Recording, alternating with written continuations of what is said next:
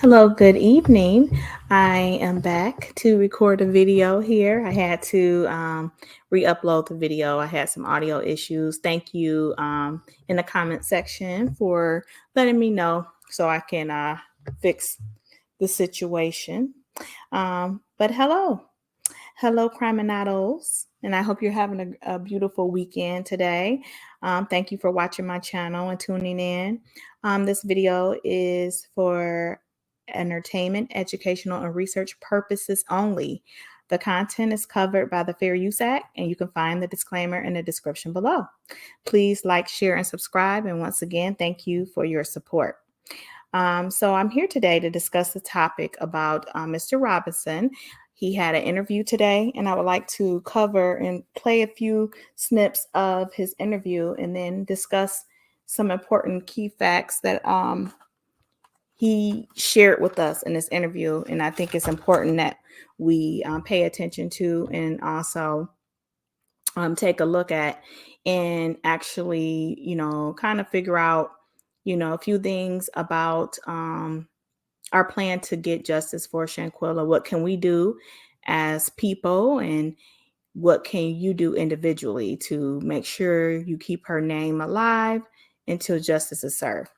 So I'm going to play a little bit of his video. I'm not going to play the entire video. It's about a little bit over 33 minutes. And what I will do is attach the video in the description box where you can click on the link to hear the full video. But I'm going to cover close to half of the video in certain parts, and then we'll discuss certain key points. Okay?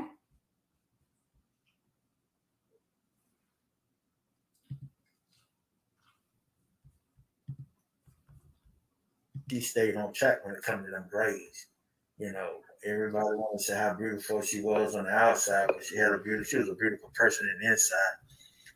So this father right here will mostly, on her about her, morals, respect, manners, setting goals in her life. Just making sure that she don't look down on nobody, you know. With a blink of an eye, you can be in that position the same like that person that you're looking down on. So always, respect your elders. Um, if you can help anybody in a kind of way to help them, But going through high school, junior high, I had obstacles to deal with her because I didn't believe in that. She got off track a lot. But yeah, that's just part of life, But still, at the same time, as that father that made sure that you want an education, you want your daughter to be something, but be successful in her own way, and to make sure that you put those qualities in her that she can go out here and do for her own. You're gonna have some ups and downs. That's what I tell her. But still, at the same time, you learn from your mistakes and you move on. And you move on, and you put yourself around people, positive people who go on places. I always tell her, if you're the smartest one out of 60 y'all, 70 y'all, then that's where you need to come. You need to start evaluating everybody that's in your circle, because you shouldn't be the smartest one out of that group around you or your group of friends. Not at all. If it is, you got a problem. You got a problem. I wasn't perfect at all, at a younger age. But as I grew, I learned from the mistakes that I made in life. And I told myself I bring a daughter in this world, or a son in this world, that I definitely gonna be in their life, from day one. Make sure they had what they had, they weren't gonna go without, I tell every young man, when you bring a child in this world, at some point in time, your life don't completely come to a stop. But now that child didn't ask to come here. So by that child didn't ask to come here, or if it did, y'all agree to bring that child in this world, and now it's your responsibility to make sure that child get taken care of, regardless of what the situation is. You get up and go to work for that child. Make sure that child, make sure your son or your daughter have what they're supposed to have in life, so they can, you know, um, take those tools and be a good citizen or make it in life. You know, so all that's gone. I mean, God blessed her, blessed me with her for 25 years. That's his child. You know, I can't question him. Only thing I can do, ma'am, is just stand and be her voice and just make sure she don't die in vain, man. That's it. Definitely to the utmost, man. Um, like the GoFundMe page, day one, um, I told Tamika, man, I ain't want no part of that GoFundMe page. I just want I just want justice for my daughter, man. God, God gonna fight my battles for me. He been doing it ever since. I always put my cares in his hands, you know. So he been moving ever since day one, man. Since he came home to the United States, that plane hits the ground, man, on that United States soil. And when I saw her, I cried like a baby, and I saw what happened, and I had to find him, man. Like I'm sitting here at this table right now, but I was at my mom's house. First phone number I dialed over there, the morgue or the funeral home, a Mexican lady, Miss Elizabeth. She could have been no more than about 28, maybe 31. You know, she never knew me. I never knew her. I never saw her or nothing, man. But, she said, Miss Robinson, I got your son, your daughter. And she said, I'm going to stick with you today. Want to make sure your daughter get back to you. She kept her word. And I know it wasn't but God doing, you know. I didn't know how much it was, man, to bring her back over here. They didn't have a clue.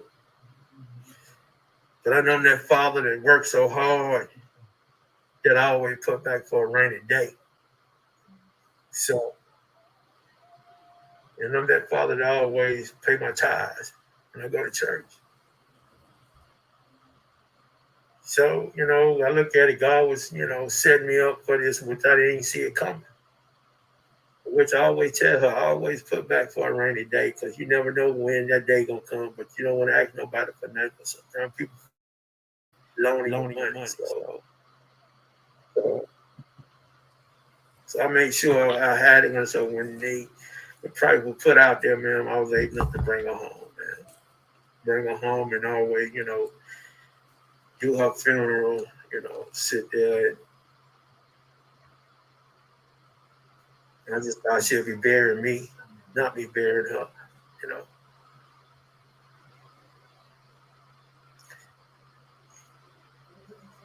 And that lady, Miss Elizabeth, I just got to give my heart, my grateful gratitude to her because I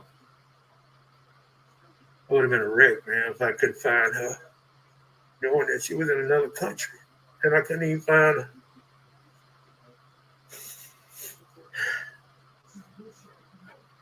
Yeah, when the video came out, I was at the graveyard. The video came out, NCBB sent me the video, I saw the video and she was there naked, man. They hitting on her, I just started crying out there at the funeral home because I was finding a place where I was going to bury her at so I could close the grave. And I told them, man, just send it. Send it viral, man, because people need to see this. They said it was alcohol poisoning, which I knew it wasn't no alcohol poisoning, man. And then when I got the autopsy, the lady, Miss Elizabeth, told me what the autopsy was before she even got back here, man. And I told her mom, I told her mom and her sister what happened.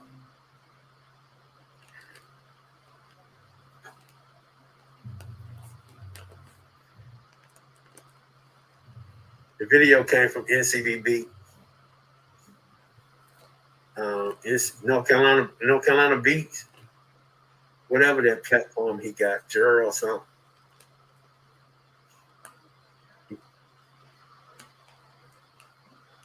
Right, I guess he sent it to me, so I don't know if it was already on the internet or not. Cause like I say, I don't be on stuff like that. I just know I was at the grave site where I was going, open close her grave, and went on ahead and paid the money to close her grave, man. And, he sent me the video. When I saw it, I told him go ahead and send the video viral. I said send it viral, man. The whole nation, the whole world need to see that it was not no alcohol poison from what they said, and which deep down in my heart I knew it was, from the get go. So I told him go ahead and send it.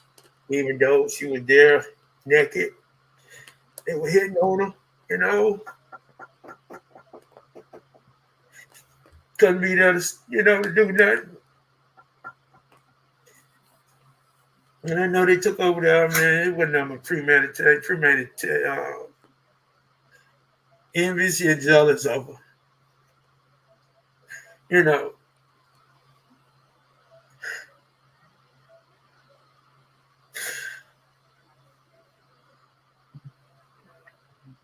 they don't know. They didn't change my whole life. They didn't change my whole life to the core. But God,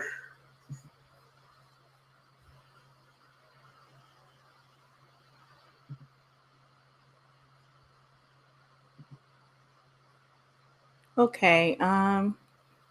Yeah, so I'm just gonna pause before I play the other part. And I just want to kind of highlight a few things that stuck out to me in this video. Very, very touching. Wow. He mentioned the GoFundMe and that he didn't want to be a part of the GoFundMe. And he told Tamika Mallory that he didn't want to have any parts of the GoFundMe. That really stuck out to me. That was commendable. At going through what he was going through, that his mind was not set on a GoFundMe. He was trying to get justice for his daughter. And now that we hear this, and he has, I actually went to the march. The rally that took place, and he stood up and he mentioned it again about the autopsy and that he paid for the autopsy. And many times in our community here in Western civilization, we think about only the mom sometimes. But when you have a father that's willing to go over and beyond to do what he have to do for his daughter, you need to pay attention to that. I mean, I think he deserved recognition for that, because without him paying for the autopsy, without him searching for his daughter's body all the way in Mexico, and he already keep telling you he's old school. He don't even, get online. And just imagining the amount of frustration, fear, and also grief that he's going through while he's trying to find his daughter that's in Mexico. He talked to her on a Wednesday, and then he get a call on Saturday night that she's gone. I can't imagine that. And his interview is always touching. When I hear his interview, he's always sharing how hurt he is about his daughter and the steps that he took to make sure that we, the community, the world, would know what happened to his daughter, even if it meant sharing a video of his daughter being humiliated with no clothes on. He felt it was more important to share that so he could bring justice than not to share it. Thank God for Miss Elizabeth that was heaven sent, who actually helped him out. And she's seen some characteristics in Mr. Robinson that she also see in her own dad. And she, took extra care to make sure she walked him through the process.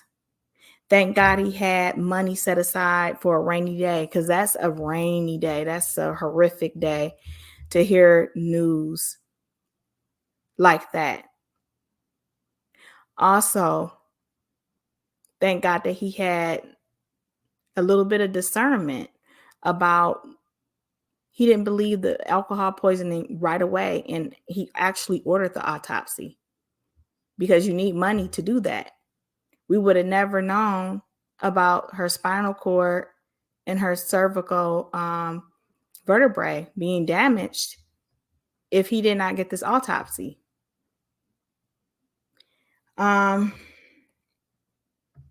He's at the graveyard. He gets this call from North Carolina Beat. And as he stated, I just want to highlight that he said he didn't know if the video was online or if it was on internet, because he doesn't go on the internet and he's not used to going on social media and things like that.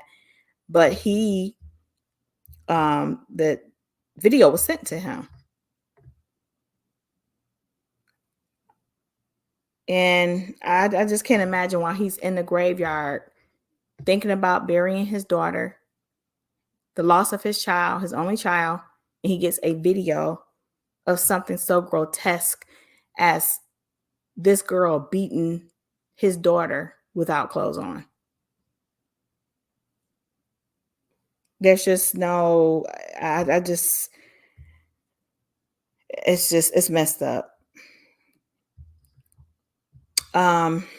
He also, mentioned about him keeping his trust in the Lord and moving forward to get his daughter justice. It's very sad. And if, I had my dad is deceased now, but I was close with my dad, and I had a special place in my heart for my father. And when you have a relationship with your dad as a girl, that's a special bond. And it's really touching to see, because a lot of fathers, especially Black men who are good fathers, don't get the recognition that mothers get. All you got to do is be a mother and everyone bows down and just like, oh, that's the mother, and this and that. And every mother may not be, that nurturing, kind mom that we all paint mothers out to be in our society. And I'm not saying her mother is not, but I'm just saying, speaking on my behalf and things I've been through, is that, just because somebody's a mother doesn't mean that they're always the most kindest and sweetest. And, and a lot of fathers just don't get credit. And I'm just wondering, like, if he did not pay for that autopsy, what would have happened? Yeah. So I'm gonna go ahead and just start later in the video and pick up on the other part, and so we can kind of listen as to what he has to say, because I don't want to play the entire video.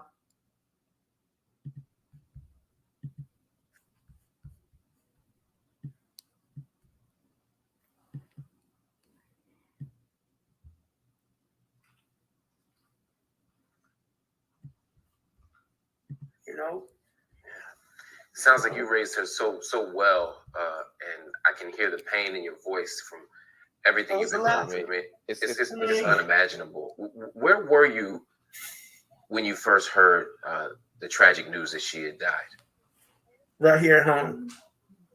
Right here, I'm sitting in the living room looking at TV. I just came off the road. I'm a local truck driver, I drive at night. And she always would call and say, "Dad, you okay?" I said, "Yeah, I'm fine, I'm fine." And, it was on a Wednesday, she said, "Dad, you sleep." She came in the house to get something. because, you know, she got her own apartment, you know, doing her own thing. She said, Dad, you saw? I said, yeah, because I got to go down the road in a little bit, you know. She said, call me. And I called her, you know. And she didn't answer, so I said, okay, then. She must be busy doing her braiding hair or something. So I guess I'll talk to her later on. And then when that Saturday came, that's when I got the phone call, you know, saying she had passed away down in Mexico, Cabo. So I broke down and started crying. You know, Mom told me, you know, it was alcohol poisoning. I said, nah, I'm not going for that. I ain't going for the alcohol poisoning. I said, God. You didn't believe it. Why when they said alcohol poisoning, why did you not believe it? That's not her. That's not her. That's not her, sir. I mean, that's not her. She might drink a little bit or whatever, you know, how kids do, still trying to find feeling their way because they're young, you know. She might drink a little bit, but alcohol poisoning, sir, nah, that wasn't her. No, I just know that, nah, that ain't her style. Wow. She ain't gonna just sit around and just drink herself like this, sir. No. Mm-mm. So, but you were told that by the people she was on a trip with, right? Right, which I don't even know them. Never met. I was going to ask you.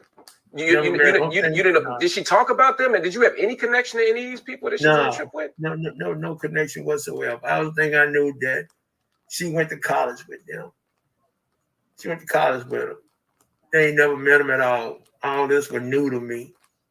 The names stopped popping up. Who was this and that? I ain't know none of them. Mm-hmm. Only thing I knew, she passed, and that following Monday, sitting over at my mom's house like I'm sitting right now at the table. Dialing phone numbers over to the embassy suite, trying to get through, seeing where she was over there, you know? Yeah. Sitting over there trying to find her where she was. Like I told you, co-worker, you know. And after you got that, boy, show me where my daughter at. Show me where my daughter. I dialed the phone number over there, Googled it. Dialed the phone number. She was over at Rivier's, a Riviera funeral home over there, and they had her body. The young lady picked the phone up, named Miss Elizabeth, Mexican lady, young girl. She said, Mr. Robinson, I got your daughter. She said, I'm sorry for her loss. Sorry for your loss. She said, Mr. Robinson, I have a father, and you sound like you. My daddy sounds just like my daddy, caring and loving. She said, I'm going to stick with you until your daughter get back to you to the United States soil. And she said, this is what I want you to do. I need you to fill out the paperwork. And once you fill out the paperwork, we can get all this done. And I'll tell you how much money you need to wire over here to the funeral home to bring her back here. And that's what I did, sir. And when they gave you the next bit of information, when you saw the report that said that it wasn't alcohol poisoning, but that there was actual trauma and that there was an actual explanation that seemed to be from some kind of blow, you know, how did you make sense of that? The funeral home, Brianna at Rosedale Funeral Home, and me and Miss Elizabeth, all three of us worked together. You know, she talking to Brianna at the funeral home, and Brianna talking to me, relating back to me, and us three, you know, getting everything together, you know, the paperwork, because they had to transfer that Spanish over to English. And before she even got back here, you know, I got on the phone. She called me. Elizabeth did. And I asked her, I said, Miss Elizabeth, what happened? I said, she got alcohol poisoning in her system. She said, no, Mr. Robinson. She said, they broke her neck and her spinal cord. And I told her mom. And I just started crying, you know. I said, really? You got to be joking. She said, no, Mr. Robinson, there wasn't no alcohol in her system. Your daughter died of a broken neck and her spinal cord. What did you do then? Did you call the investigators? Did you reach out to the police? What did you do when you got that information that it was a neck and spinal cord injury and not alcohol? No, they gave me the number. They gave me the number down there to Hagar Araris, the investigator.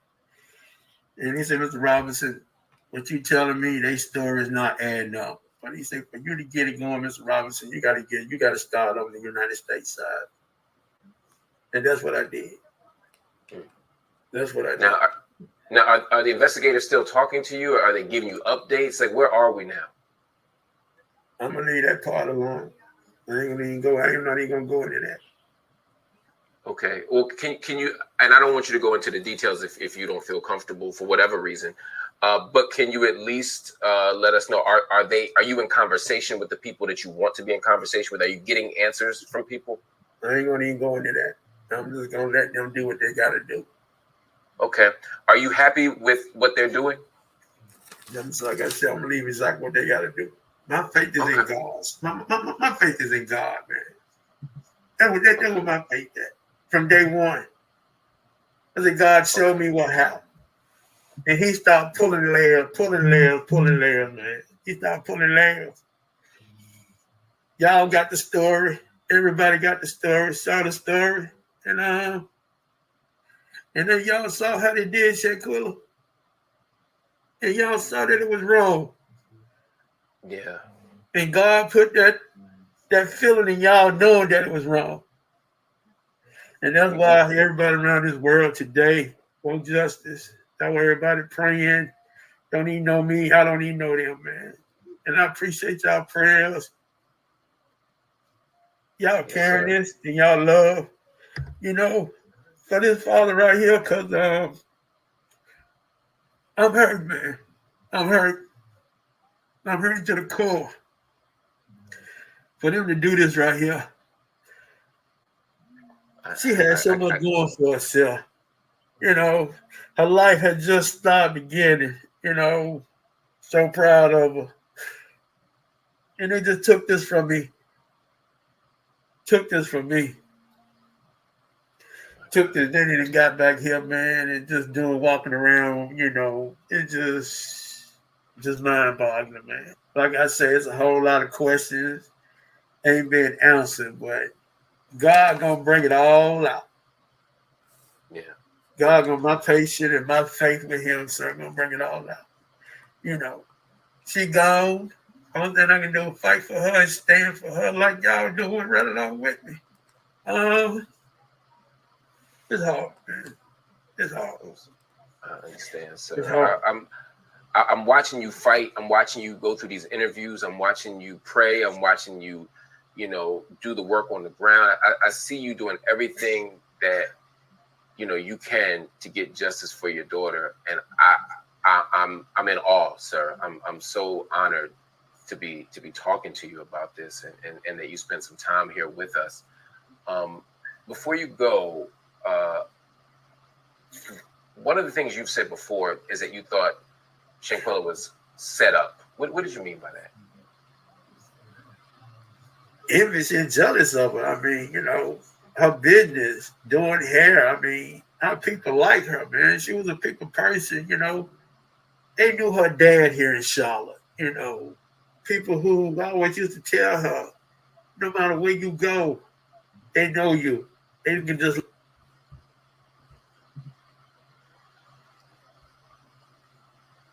Okay. Oh, man. Oh, boy. That was heavy. So, some things that stuck out to me. The middle part I kind of skipped over a little bit, and like I said, you guys, I'll put the link there if you want to listen to the full interview. It's just he was kind of in the middle. He was just describing Shanquella and talking about how he raised her in the church, and he told her to stay in school. He said that she did, kind of go astray a little bit. And she's not perfect, but, she was a good person otherwise. That's, typical for most kids. You raise them the way you like them to be raised. And sometimes, kids grow up and they, got to go out there and experience life. And that kind of answers some questions for me, because I was, wondering why he didn't know more about the trip. and, you know, about her friends and what kind of relationship they had. But looking at things with Mr. Robinson, he seems like he's a Christian man, a disciplinarian. He spoke about how he was raised and how you can't be coming in late.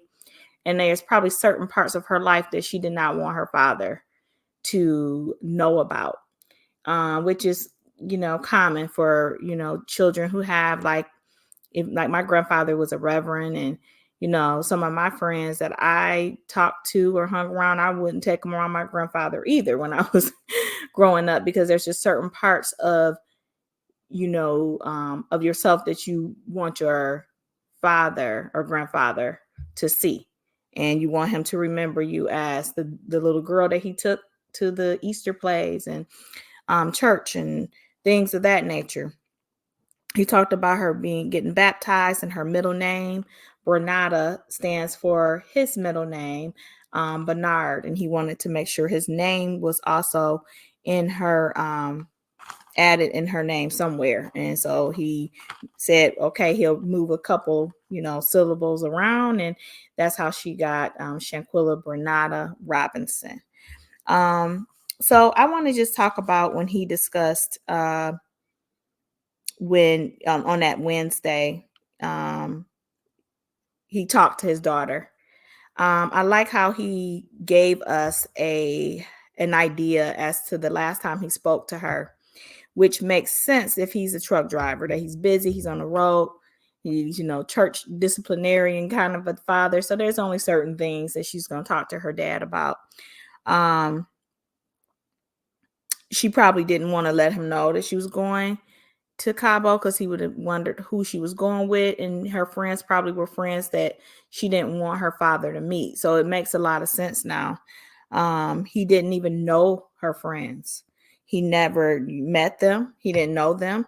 And then he was just told on Saturday he went to call his daughter back, and she didn't answer, and he thought she was doing hair. And then he gets a call on Saturday that his from Shanquella's mother, stating that Shanquella had passed away, that she was gone from alcohol poisoning. And then he knew immediately that something wasn't right with that. I wanted to know, like, because I had the question I had as I was doing my research and investigation, it was like, why didn't he go to the house to meet, you know, the friends as well? That would have been nice if Miss Robinson would have invited the dad over, because even if you're broke up, and me and I, you know, I'm divorced, but if there's an emergency going on with my daughter, I have and I'm gonna tell you, I didn't want to. I have went and had to pick up the phone and call him due to my concern for her, even though I didn't really want to talk to him. You know, when you break up, you don't really want to deal with the ex. But when you have a child together, sometime you come together for the greater good, if you know what I mean. So even though they may not be together, but hey, something traumatic has happened to our daughter, I want you to meet her friends. They're coming over here if you want to meet them. And he could have maybe got a inkling as to a little bit about them. Some people have a little bit more discernment of people than others. And, you know, I had left a comment in under somebody else's YouTube about Mr. Robinson. And I was like, wow, you know, I was giving him his props that I'm so happy he got this autopsy, because they would have really been free. And, you know, somebody had made a statement that the parents had messed up by telling they said the parents effed up because they told the killers, which is her friends, too much information from what they knew, and they shouldn't have said anything. And, you know, I thought about it and I'm like, yeah, probably they shouldn't have said anything. But on Mr. Robinson's behalf, he didn't tell them. He didn't even know them. He didn't speak to them. They didn't call him. They didn't give him any condolences. They didn't reach out and say they were sorry. None of that. He didn't talk to the parents. He didn't talk to the kids. They went and met her mother. They didn't ask to meet her father. that says a lot. And so he didn't get them any information. But, you know, thinking about it, that probably was not the best decision to make, is to tell them, hey, we got this autopsy and it says this, but it would have came out anyways. But she was saying they should have called the police immediately. Looking back, you know, woulda, coulda, shoulda, you know, that probably would have been the best thing to do. You know, she may have a point there. I agree to a certain point. So yeah, Brianna, he mentioned Brianna at the funeral home in Elizabeth back in Mexico, that those three worked together to make sure they got Shanquella's body transferred back to the States and prepared for her final days to lay her at rest. And then he spoke of a Hagar Arias, which was an investigator over there in Mexico, and stated that they had stuff is not adding up, that they were not honest, and that he should go back and talk to people in the United States and have them take a look at things. So I just, you know, wanted to say that, you know, Mr. Robinson, if he may not hear my video, but his daughter would be so proud of how he's fighting for justice for her. His diligence, his persistence to find his daughter, you know, paying for the autopsy, being on top of it. I also found that it was very peculiar that he would not answer any questions about the investigators now. And this is just my opinion and my analysis from my investigation as true crime nurse, because I've been following this case very closely. I was supposed to do Meg the Stallion case, but it's been so hard to let this case go. I even been listening to people who do like the tarot card readings, and I know some people don't believe in that, but just to get an idea if anything lines up with what I'm picking up. You know, I do have a level of they call it like discernment and a strong intuition regarding things. And I've been like that ever since a little girl. I would get dreams about things and it would come true. And I pick up on stuff before most. And then 9 times out of 10 is right. My intuition is very strong. A lot of times I keep it to myself. I'll share it with my daughter and she gets sick of hearing it, but I don't like to share with other people because, you know, you get a lot of people who criticize you for what you feel. And, you know, and I'm a big empath and I feel things. And when it comes to me, it's usually true. And I can feel people's energy and by their actions. And when I watch them, things they say, things they do. And there was a lot of things I picked up early in this case. And I didn't want to mention it on my channel, but I told my daughter back when they was like, where's the investigators? Investigators are not saying them. And I said, they know some more information that they are not telling. There are more people involved in this cover up and what they did to Shanquella. I have a video coming out where I'm going to walk through that and explain it a little bit further in detail. I'll probably post it. I'll see probably either Sunday or Monday. And I'm going to discuss who the other people may be, but why I believe that there's other people that is involved besides Cabo 6. And there's a reason why he's not saying anything online. He won't tell how he's feeling about the investigation. He's not telling if they're talking to him. He said that there's a lot of questions that have not been answered. And he mentioned something about different layers. When there's different layers on top of layers, that means this is deeper. The rabbit hole goes deeper, guys. This is deeper than just, oh, they got in a fight. Oh, she's jealous. And that's it. I think there was a more sinister plan, and it was premeditated. And I believe there was other people involved.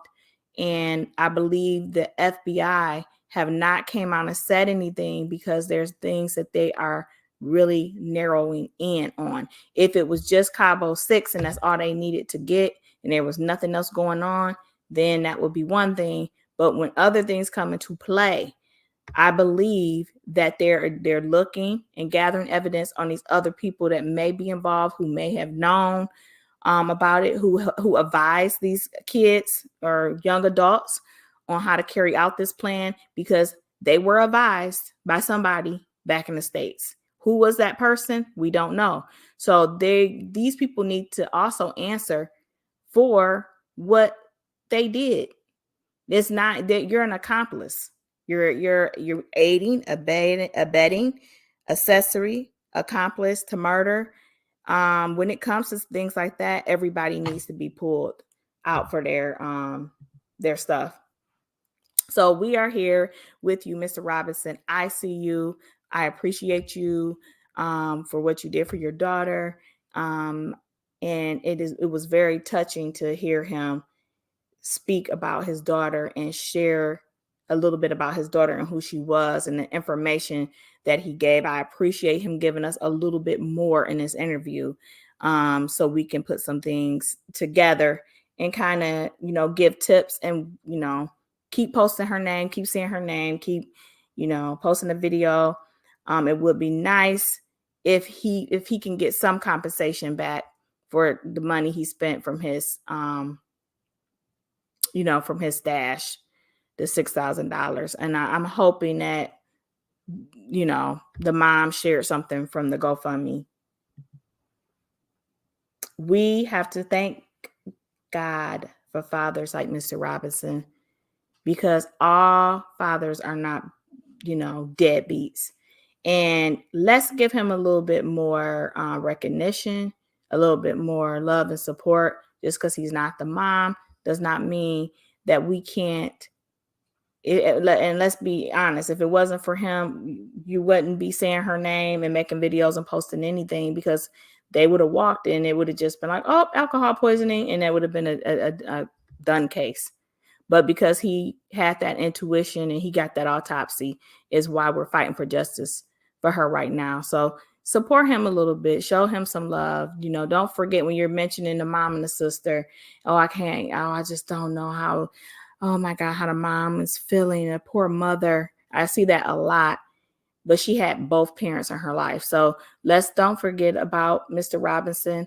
My video was kind of in support of him, and to give him recognition and to shine the light on what he did and what he's going through right now. And you can hear the pain in his voice. And I pray for healing and for God to, give him the healing that he needs and the comfort that he needs in his time of grief and mourning. We stand with the family and all those in support of Mrs. Shanquella Robinson until justice is served. I would like to thank everyone for watching. Please leave your comment. Please like, subscribe, and share. Please keep her name going. And, let's, keep seeing what we can do, and, by sharing, talking, and discussing. Everyone, please be kind in the comment section. On my channel, everyone is open. It's an open platform for you to share your opinion, and we can have a adult, intelligent conversation about what we believe about this case, because all of us are talking about this for a reason. It's because we want justice, and stop bullying people in the comment section because they don't believe what you believe, and they don't agree with they don't agree with you, and grieving and how people should grieve and all that. People are free to their opinion, and if they want to leave their opinion, they're free to do so. And if anyone is bullying people in my comment section about their opinion regarding this, will be blocked. So anyways, thank you. Have a good night. And till next time, I will see you later. Thank you for watching.